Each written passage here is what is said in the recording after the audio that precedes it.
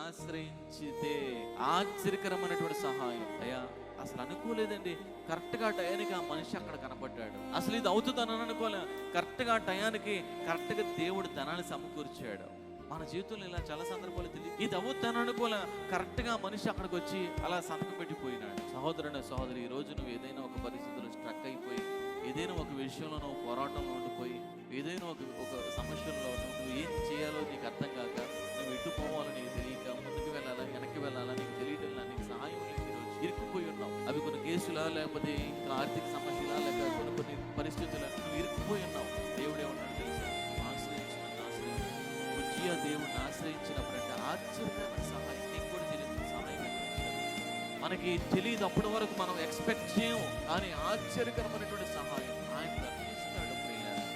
ఆయన ఏది కొనండి, దేన్ని నాకు ఇస్తాడో